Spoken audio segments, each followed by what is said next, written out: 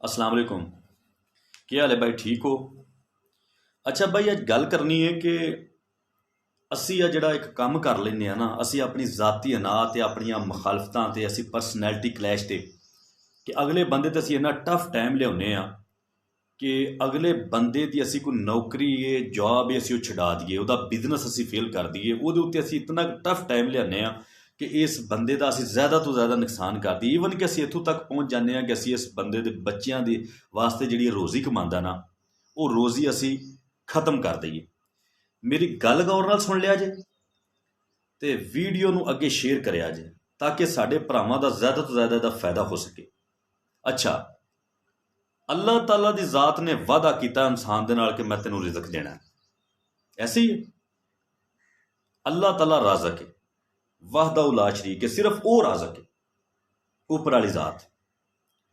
ਜਦੋਂ ਉਹ ਰਿਜ਼ਕ ਦਿੰਦਾ ਹੈ, ਅਸੀਂ ਕੀ ਕੰਮ ਕਰਨੇ ਆ ਕਿ ਅਸੀਂ ਉਸ ਰਿਜ਼ਕ ਨੂੰ ਬੰਦੇ ਦੇ ਨੂੰ ਅਸੀਂ ਉਹਨੂੰ ਟਫ ਟਾਈਮ ਇੰਨਾ ਕੁ ਲਿਆਉਂਦੇ ਆ, ਉਹਦੇ ਨਾਲ ਮੁਖਾਲਫਤ ਇਤਨੀ ਕਰਨੇ ਆ ਕਿ ਉਹਦੇ ਬੱਚਿਆਂ ਦੀ ਰੋਜ਼ੀ ਲੱਗੀ ਹੋਈ ਟੁਰ ਜਾਵੇ, ਮਸਲ ਉਹਦੀ ਜਾਬ ਟੁਰ ਜਾਵੇ, ਉਹਦਾ ਬਿਜ਼ਨਸ ਫੇਲ ਹੋ ਜਾਵੇ, ਉਹਦਾ ਕੋਈ ਵੀ ਸਿਸਟਮ ਹੈ ਉਸ ਨੂੰ ਉਜਾੜਨ ਦੀ ਕੋਸ਼ਿਸ਼ ਕਰਨੇ ਆ। ਅੱਲਾਹ ਤਾਲਾ ਦਾ ਵਾਅਦਾ ਮੈਂ ਰਿਜ਼ਕ ਦੇਣਾ, ਅਸੀਂ ਉਸ ਰਿਜ਼ਕ ਨੂੰ ਦੂਰ ਕਰਨ ਦੀ ਕੋਸ਼ਿਸ਼ ਕਰਨੇ ਆ। ਮੈਂ ਦਾਅਵੇ ਨਾਲ ਕਹਿ ਸਕਦਾ, ਕੋਈ ਵੀ ਮੌਲਵੀ, ਕੋਈ ਵੀ ਆਲਮ ਮੇਰੀ ਇਸ ਗੱਲ ਨੂੰ ਚੈਲੰਜ ਕਰੇ, ਅਸੀਂ ਇਹ ਸ਼ਿਰਕ ਕਰਨੇ ਆ। ਸ਼ਿਰਕ ਇਹ ਹੀ ਨਹੀਂ ਕਿ ਰੱਬ ਦੇ ਬਰਾਬਰ ਦੂਸਰੇ ਨੂੰ ਰੱਬ ਮੰਨਣਾ। ਸ਼ਿਰਕ ਦੀ ਕਿਸਮ ਇਹ ਵੀ ਵੇ ਕਿ ਅੱਲਾਹ ਤਾਲਾ ਦੀ ਜ਼ਾਤ ਕਿਸੇ ਨੂੰ ਰਿਜ਼ਕ ਅਤਾ ਕਰਦੀ ਔਰ ਤੁਸੀਂ ਉਹਦਾ ਰਿਜ਼ਕ ਖੋਹਦੇ ਹੋ।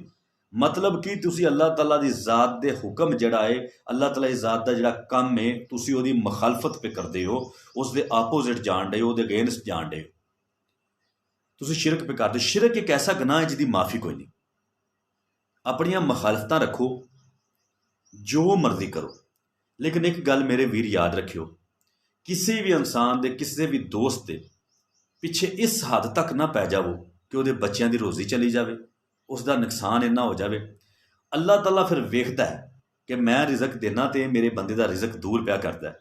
ਅੱਗੋਂ ਗੱਲ ਯਾਦ ਰੱਖਿਆ ਜੇ ਕਿ ਫਿਰ ਜੋ ਮੁਸ਼ਰਕਾਂ ਦੀ ਹਾਲਤ ਹੋਈ ਸੀ ਨਾ, ਅਸੀਂ ਉਸੇ ਕਲਾਸ 'ਚ ਚਲੇ ਜਾਵਾਂਗੇ।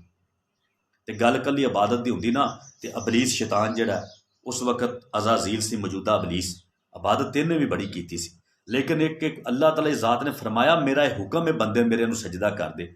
ਇਹਨੇ ਸਜਦਾ ਨਾ ਕੀਤਾ ਤੇ ਅੱਜ ਦੀ ਹਾਲਤ ਵੇਖ ਲਓ। ਅੱਲਾਹ ਤਾਲਾ ਦੀ ਜ਼ਾਤ ਬੰਦੇ ਨੂੰ ਰਿਜ਼ਕ ਦਿੰਦੀ ਹੈ, ਤੁਸੀਂ ਮੈਂ ਕੌਣ ਆ ਜਿਹੜੇ ਰਿਜ਼ਕ ਦੂਰ ਕਰਨ ਦੀ ਕੋਸ਼ਿਸ਼ ਕਰਨੇ ਆ। ਇਹ ਮੇਰੀ ਵੀਡੀਓ ਨੂੰ ਅੱਗੇ ਸ਼ੇਅਰ ਵੀ ਕਰਿਆ ਤਾਂ ਕਿ ਜ਼ਿਆਦਾ ਤੋਂ ਜ਼ਿਆਦਾ ਦੋਸਤਾਂ ਤੱਕ ਪਹੁੰਚ ਜਾਵੇ।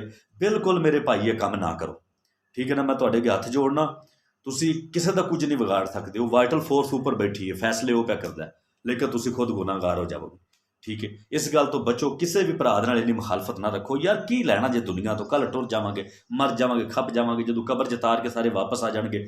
ਜਿੰਨੀਆਂ ਵੀ ਚੁਦਰਾਵਾਂ ਨੇ, ਜਿੰਨੇ ਵੀ ਸਾਡੇ ਕੰਮ ਨੇ, ਜਿੰਨੇ ਸਾਡੇ ਪ੍ਰੋਟੋਕੋਲ ਨੇ, ਸਭ ਫਿਨਿਸ਼। ਆਫਟਰ ਦਿਸ ਕੀ ਹੋਣਾ? ਉਹਦੀ ਅਦਾਲਤ ਲੱਗੀ ਹੋਣੀ ਹੈ, ਨਾ ਗਵਾਹ ਦੀ ਲੋੜ ਹੈ, ਨਾ ਮਦਈ ਦੀ ਲੋੜ ਹੈ, ਬਸ ਮੁਜਰਮ ਕੱਲਾ ਖਲੋਤਾ ਹੈ। ਹੱਥ ਗਵਾਹੀ ਦੇਣਗੇ, ਪੈਰ ਗਵਾਹੀ ਦੇਣਗੇ, ਜ਼ਬਾਨ ਗਵਾਹੀ ਦੇਗੀ, ਕੰਨ ਗਵਾਹੀ ਦੇਣਗੇ, ਅੱਖਾਂ ਗਵਾਹੀ ਦੇਣਗੀਆਂ, ਹਰ ਚੀਜ਼ ਗਵਾਹੀ ਦੇਗੀ। ਅੱਲਾਹ ਤਾਲਾ ਦੀ ਜ਼ਾਤ ਸਾਨੂੰ ਪਿਆਰ ਮੁਹੱਬਤ ਨਾਲ ਰਹਿਣ ਦੀ ਤੌਫੀਕ ਦੇਵੇ। ਅੱਲਾਹ ਤਾਲਾ ਦੀ ਜ਼ਾਤ ਸਾਨੂੰ ਇਸ ਸ਼ਿਰਕ ਤੋਂ ਬਚਾਵੇ। ਵਸਲਾਮ, ਤੁਹਾਡਾ ਭਾਈ ਅਸਕਰ।